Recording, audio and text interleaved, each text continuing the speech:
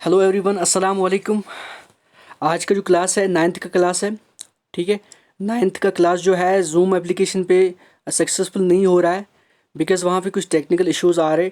ठीक है, network issues आ रहे। तो न, ये प्रॉब्लम को मद्देनज़र रखते हुए इस प्रॉब्लम को मद्देनज़र रखते हुए हमने सोचा है कि हम कुछ ऐसा करें जिसकी वजह से बच्चों को काफ़ी प्रॉब्लम ना हो। तो हमने क्या किया, हमने अलग से वीडियो बना दिया। वीडियो में हमने उसी तरीके से पढ़ाया जैसे हम क्लास में पढ़ाते, सो दैट बच्चों को अच्छे से समझ आ जाए। तो क्लास नाइन्थ का जो चैप्टर है वो है चैप्टर नंबर थर्ड। उसका नाम है the Saint of Gutters. Saint of Gutters में हमने क्या पढ़ा है हमने काफ़ी कुछ पढ़ा है वहाँ पे। ठीक है, हम यहाँ से स्टार्ट कर रहे। आप चैप्टर नंबर 3 निकालिए। चैप्टर नंबर 3 में जो है वो कहाँ से स्टार्ट होता है, I will tell you. Chapter number 3 जो है वो स्टार्ट होता है सेट अप गटर्स। हाँ, 19 एंड 20 से स्टार्ट होता है, पेज नंबर 20। तो आप पेज नंबर 20 निकालिए। ठीक है, उसके बाद हम स्टार्ट करेंगे।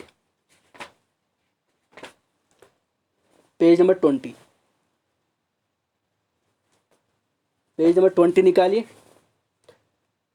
पेज नंबर 20 में हमने काफ़ी पढ़ा है, हमने यहाँ तक पढ़ा है। ठीक है, हमने यहाँ तक पढ़ा है, मैं आपको दिखाना चाहता हूँ। हमने यहाँ तक पढ़ा है। ठीक है, यहाँ तक हमने पढ़ा है, यहाँ तक पढ़ा है।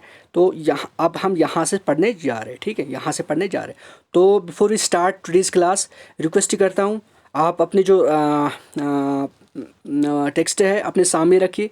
प्लस अगर आप भी हो सके तो वो भी सामने रखिए, सो दैट अगर कोई वर्ड आ जाए, वोकैबुलरी में कोई वर्ड आ जाए तो हम उसको नोट डाउन करेंगे साथ साथ। ठीक है, तो चलिए स्टार्ट करते आज का क्लास। तो बिस्मिल्लाहिर्रहमानिर्रहीम, यहाँ से स्टार्ट करते। ठीक है, तो let start. She was on a trip to the mountains which when suddenly she had a feeling that someone was calling out to her saying follow God and serve others। दोस्तों, start करने से पहले मैं आपको बोलना चाहता हूँ, ये इंग्लिश मैंने किसी से लिया है अभी, क्योंकि मेरे पास अवेलेबल नहीं था। मैं आप ही से इंग्लिश लेता था क्लास में, अभी यहाँ पे मेरे पास अवेलेबल नहीं था तो मैंने जल्दी जल्दी किसी से मंगवाया है। ठीक है, तो यहाँ पे काफ़ी सारी ठीक नहीं है, पूरा भी क्लियर नहीं है, बट इसका डोज थोड़ा बहुत ज़्यादा। ठीक है, सो दैट कि आज किसने क्लास मुतासर क्वेश्चन की हैं। तो यहाँ से पढ़ेंगे। She was on a trip to mountains when suddenly she had a feeling that someone was calling out to her saying follow God and serve others. हम शी यहाँ पे जो है मदर टेरेसा की बात कर रहे, एग्नस की बात कर रहे। ठीक है, जब वो एक ट्रिप पे थी, एक दिन जब छोटी थी ट्रिप पे थी वो। ठीक है, माउंटेन्स पे जा रही थी। ठीक है, तो उसको एक फीलिंग्स आई, एक किस्म की कॉलिंग आई। कॉलिंग में उसको बोला गया follow God and serve others. Follow God and serve others कौन कह रही? इसको ऐसी कॉलिंग आ गई, ऐसी फीलिंग्स आ गई मदर टेरेसा को कि follow God and serve others. उसके बाद in our own Eastern mystic tradition too, it's believed that an inner voice calls out to a person if God has some special task cut out for him or her। हमारे मज़हब में, हाँ, या हमारे tradition में भी है ऐसा कि हमारे मिस्टिक ट्रेडिशन जो है, ऐसा हमें भी कभी कभार देखने को मिलता है कि अगर अस्ती कुछ साथ कॉलिंग ही फीलिंग ही कि मतलब तथ मज वन कि करो सा पन ज़िंदगी डिवोट कमिस खतर, मजहब खतर या खुदा सी खतर, तो हम इसको सच्चा मान के करते हैं फिर। ठीक है, ऐसा कई बार हो चुका है। जैसे आपने देखा है कितने सेंटर्स है कश्मीर में, उन्होंने जो अपनी लाइफ है पूरी डिवोट की है, मज़हब के खातिर की है, दीन के खातिर की है और गरीबों के खातिर डिवोट की है। Same is happening with mother Teresa. ठीक है, इसको ऐसी कॉलिंग आ गई तो अब इसको बोला कि follow God and serve others. ठीक है, अच्छा फिर क्या है उसके बाद? अच्छा, बेसिकली ऐसी कॉलिंग इसलिए आती है जब कोई गॉड चाहता है कि ये जो सेंट है ये ऐसा ऐसा काम करे। अब यहाँ से पढ़ना है। ठीक है, यहाँ से so this experience of hers should not come as a surprise to us. अच्छा, कह रहा है कि नरेटर कह रहे हैं यहाँ पे, ऑथर कह रहे हैं यहाँ पे कि ऐसा तजुर्बा जो, ऐसा फीलिंग्स, ऐसा तजुर्बा जो एग्नस के साथ हुआ है, मदर टेरेसा के साथ हुआ है, ये जो चीज़ है ना, ये जो एक्सपीरियंस है ना, ये हमें कोई सरप्राइज़ नहीं करना चाहिए। ये इससे हमें कोई शौक नहीं होना चाहिए। क्यों? क्योंकि ऐसा ऐसा तजुर्बा, इट्स नॉट यह छुन तूत खतरनाक कहें कि ऐसा हुआ है। हाँ, गॉड ने इसको चूज़ किया तो चूज़ किया है, it's she is not the first one that उसी को चूज़ किया। दुनिया में कितने सारे कैरेक्टर्स हैं, कितने साइंटिस्ट हैं जिनको अल्लाह ताला ने चूज़ किया है अपने दीन और अपने काम के लिए। तो इसीलिए यहाँ पे नैरेटर कह रहे हैं कि it should not be surprising, it should not be surprising हमारे लिए। About this time Agnes had also heard that somewhere out there is a place called India and had already made up her mind to become a missionary। और इसी time Agnes जो थी हमारी, उसने सुना था कि कहीं दुनिया में ऐसा प्लेस है दुनिया में, इस यूनिवर्स में कोई जगह है जिसका नाम है इंडिया, ये उसने सुना है। और इसने अचानक ऑलरेडी क्या किया, इसने अपने जहन को बना दिया, इसके खातिर बना दिया कि मैं वहाँ पे जाऊँ और मिशनरी बन जाऊँ, मिशनरी के लिए वहाँ पे जाऊँ। ठीक है, अब यहाँ से, ठीक है, यहाँ से ऊपर से, ठीक है। She now decided to leave home, become a nun, lead a life of poverty and chastity. अब जो एग्नेस थी हमारी, जो we can say Mother Teresa थी, अब इसने डिसाइड क्या किया कि मैं अब जाऊंगी हिंदुस्तान, इंडिया में जाऊंगी और नन की लाइफ जो है, नन कहते हैं एक दाई को, नन की लाइफ को लीड करूंगी और एक ऐसी ज़िंदगी गुजारूंगी जो फुल ऑफ पॉवर्टी हो और चेस्टी हो, पॉवर्टी हो लेकिन साफ हो, पाक हो। ठीक है, जो ये एग्नेस चाहती है। होप कि आपको इतना समझ आया होगा। और ये चाहती है कि वहाँ पे जाके मैं सर्व करूँ, खिदमत करूँ लोगों की। ठीक है, लोगों की खिदमत करूँ। ठीक है, अब यहाँ से she had also resolved that she would go to Calcutta in India to serve the poorest of the people, that was to be the mission of her life. इसने ये डिसाइड किया, ये रिजॉल्व किया है कि अब वो क्या इंडिया में कहाँ जाएगी, कोलकाता जाएगी, वहाँ पे क्या करेगी, कोलकाता जाके वहाँ पे सर्व करेगी, खिदमत करेगी, गरीबों की खिदमत करेगी, उन लोगों की खिदमत करेगी जो सबसे ज़्यादा गरीब हो। ठीक है, उनकी खातिर अपनी ज़िंदगी डिवोट करेगी, वक्फ करेगी, सो दैट उनकी खिदमत हो जाए। और ये इसने माना है कि ये इसका ज़िंदगी का सबसे बड़ा मिशन और मकसद है। किसने? मदर टेरेसा से। मदर टेरेसा ने ये डिसाइड किया कि अब वो कोलकाता में जाएगी, इंडिया के कोलकाता के शहर में जाएगी, वहाँ पे गरीब की खिदमत करेगी और वहाँ पे सबसे जो गरीब लोग हैं ना उनकी खिदमत करेगी। और इसने ऐसा समझा कि ये उसकी ज़िंदगी का सबसे बड़ा मकसद है। As preparation for a real mission she went to Ireland and joined the convent of sisters of Loreto in order to learn English before she went to Bengal. अब हिंदुस्तान आने से पहले अब वो प्रिपरेशन कर रही है, कुछ चीज़ें तैयार कर रही है, कि अब उसको मिशन में जाना है, मिशनरी में जाना है, उसको हिंदुस्तान जाना है। ठीक है, अब वो कुछ सीखेगी पहले। अब वो इससे पहले कहाँ पे गई? आयरलैंड गई। वहाँ पे उसने एक स्कूल ज्वाइन किया, उसका नाम था द सिस्टर्स ऑफ लोरेटो। वहाँ पे इसने इंग्लिश सीखा और कुछ फंडामेंटल सीखे क्रिश्चियनरी मिशनरी के। तो उसके बाद वो वहाँ से बंगाल आया, हिंदुस्तान के शहर में बंगाल में आई। तो होप आपको यहाँ से पूरा कंसेप्ट क्लियर हुआ होगा।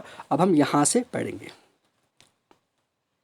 ठीक है, Agnes arrived in Kolkata in 929 and was sent by her order to Darjeeling in West Bengal to begin her यानी the period of study and the prayer which every nun must undergo before she finally becomes a nun at the convent। अब जब 929 में वो कहाँ पे पहुँची है? वो कोलकाता पहुँची है। ठीक है, उसके बाद उसको ऑर्डर दिया गया कि आप दार्जिलिंग जाओ। दार्जिलिंग एक एरिया है, एक शहर है, कहाँ पे? वेस्ट बंगाल में। आप वहाँ पे जाओ, आप अपनी नोवेट थोड़ा ट्रेनिंग करो, ट्रेनिंग करनी है। ठीक है, क्या ट्रेनिंग करना है? एक पीरियड होता है, वहाँ पे कुछ सीखना है और कुछ प्रेयर्स करनी है जो हर किसी दाई को करना है before she start doing her missionary work. अब इसको वहाँ पे दार्जिलिंग से जाना था। ठीक है, वहाँ पे कुछ काम करने थे, कुछ पढ़ाई करनी थी पहले और कुछ प्रेयर्स करनी थी। ठीक है, नमाज़ पढ़नी थी उस क्रिश्चियनरी के हिसाब से। फिर उसके बाद वो नन का काम जो है, दाई का काम अच्छे से कर सकती है। ठीक है, अच्छा, undergo before she finally becomes a nun at the convent. वहाँ पे वो फाइनली नन बन जाते। नन मतलब कि जो दाई होती है। Apart from prayer she spent her time there here in learning Hindi and Bengali so that she could speak to people home she had come to serve. और वहाँ पे उसने क्या किया है? स्टडी भी की है और अपनी जो इबादत है वहाँ पे इबादत भी की है। इसके अलावा वहाँ पे उसने हिंदी और बंगाली ज़बान को सीखने की कोशिश की है, सो दैट क्योंकि वहाँ पे जो लोग हैं ना जिनके खातिर वो वहाँ पे आई है, ताकि वो उनको अच्छे से समझ सके और उनकी खिदमत कर सके।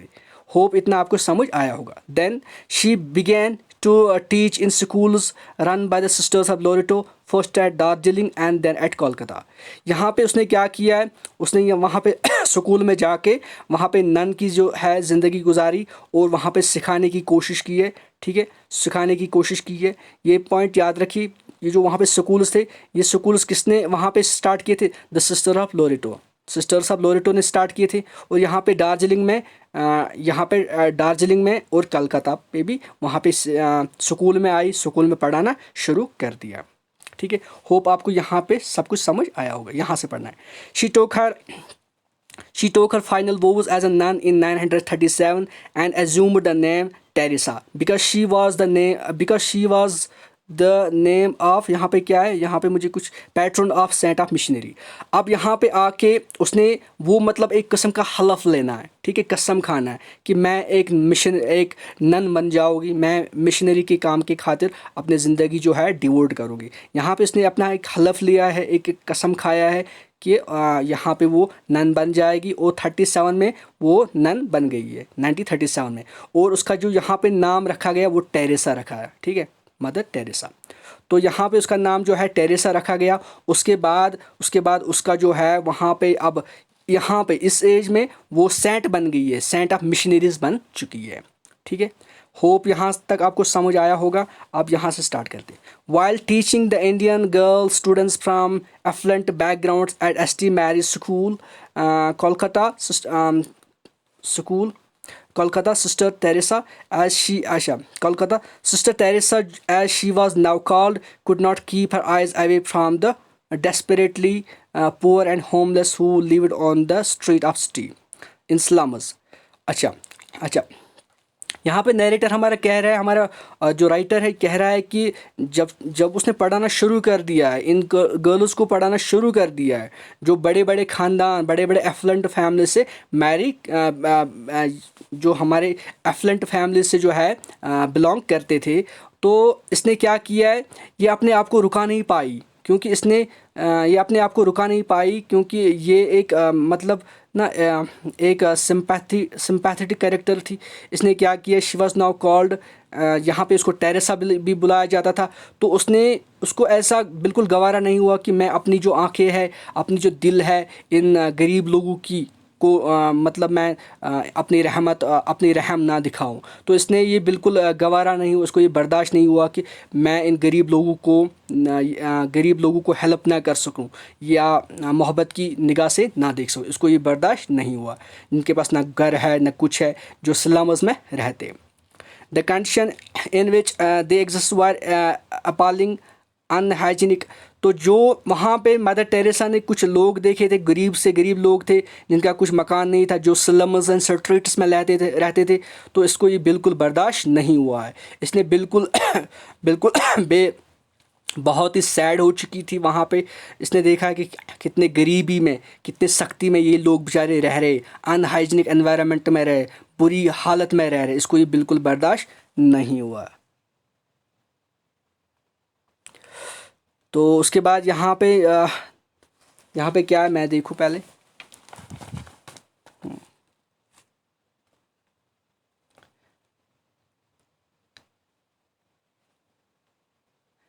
अगर यहाँ पे the fifth and sitting wise new setting and it was no wonder that they suffered from all kinds of disease. अब जो यहाँ पे लोग थे ना, ये काफ़ी सारे लोग थे, ये सफ़र कर रहे थे।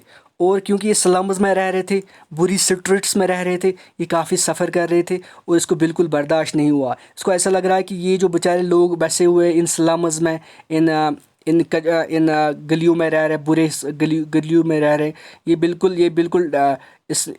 ये सफ़र कर रहे और इनको हर कोई बीमारी लगती होगी, हर कोई बीमारी होगी इन लोगों को जो यहाँ पे स्ट्रीट्स एंड स्लम्स में लाइफ गुजारा कर रहे हैं। Sister Teresa could see that the hospitals and the other civic amenities were stretched to the limit in this teeming metropolis. So she would sometimes carry the worst case of the streets herself, clean them up, and look after them till they recovered or died. अब ये जो है इसने काफ़ी sympathetic, काफ़ी हमदर्दी दिखाई वहाँ पे। बहुत बिल्कुल बर्दाश्त नहीं हुआ उनकी हालत, जो इन स्ट्रीट्स एंड स्लम्स में लाइफ गुजार रहे थे। इसको काफ़ी बर्दाश्त नहीं हुआ इनको, मदर टेरेसा को। तो ये क्या करती थी, जब कोई वहाँ पे देखती थी इन लोगों को हॉस्पिटल ले जाती थी, जिनके पास कोई फैसिलिटी नहीं थी, हॉस्पिटल ले जाके उनको वहाँ पे खिदमत करती थी। बिल्कुल बर्दाश्त नहीं हुआ मदर टेरेसा को कि ये लोग जो है सफ़र कर रहे, डिजीज़ मर रहे, ठीक है, बीमारी से मर रहे, ठीक है। तो ये उनको फिर हॉस्पिटल ले जाती थी, वहाँ पे उनकी खिदमत करती तब तक जब तक या वो ठीक हो जाते या मर जाते। She could not bear to see anyone dying without the dignity that every death deserves. ये जो मदर टेरेसा जो है, अब इसको बिल्कुल बर्दाश्त नहीं हो रहा था कि कोई यहाँ पे जो है उसकी आंखों के सामने मर जाए, ठीक है। इसको बिल्कुल बर्दाश्त नहीं होता था। ये चाहती थी कि अगर कोई मर जाए लेकिन वो इज़्ज़त से मर जाए, और जो भी रसूमात होते वो उन लोगों को मिले जो यहाँ पे मरते हैं। मतलब इज़्ज़त, अगर कोई मरे भी तो लेकिन इज़्ज़त से, मतलब जो डिग्निटी के साथ मरे। ऐसा नहीं कि मतलब कोई मरे तो फेंक दिया, नहीं।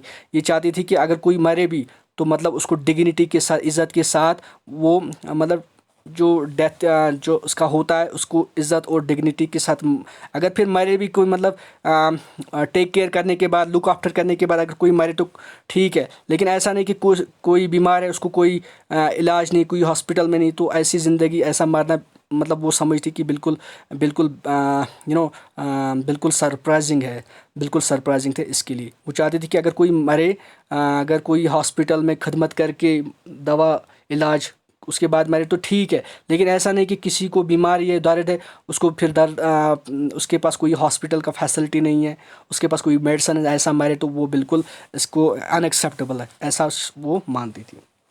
फिर उसके बाद हमारा सबक में क्या होता है। On day in 1947 when she was traveling in a train from Kolkata to Darjeeling, she again heard a voice like the one she had heard before, telling her that now she must leave the convent and help the poor by living with them. अब एक बार क्या 1946 में वो जा रही थी, travel कर रही थी, ट्रेन से ट्रैवल कर रही थी। कहाँ से? कोलकाता से लेकर दार्जिलिंग वो ट्रैवल कर रही थी। अगेन अब फिर से उसको एक ऐसी फीलिंग आ गई, ऐसी वॉइस आ गई, ऐसी कॉलिंग आ गई जिसमें उसको बोला गया है कि you must follow God and serve the poor, ठीक है। ऐसा इसको बोलने को आया है। फिर उसने क्या किया है, जो उसने सुना है, अब इसने क्या किया, अब इसने इसको स्कूल को छोड़ दिया, इन स्कूलों को छोड़ दिया जो वहाँ पे चलाती थी। कहाँ पे? जो वहाँ पे कलकत्ता में, दार्जिलिंग में चलाती थी। ये कॉन्वेंट स्कूल जो है छोड़ दिए, और अब इसने अपनी ज़िंदगी जो है, पूरी ज़िंदगी जो है डिवोट कर दी है, वक्फ कर दी इन गरीब लोगों के लिए जो इन स्ट्रीट्स एंड स्लम्स में सड़ रहे, मर रहे बीमारी से। She felt that it was an order which she could not disobey. इसको ऐसा लगा कि ये ऐसा ऑर्डर है जो वो तर्क नहीं कर सकती, जो वो छोड़ नहीं सकती, जो वो डिसोबे नहीं कर सकती।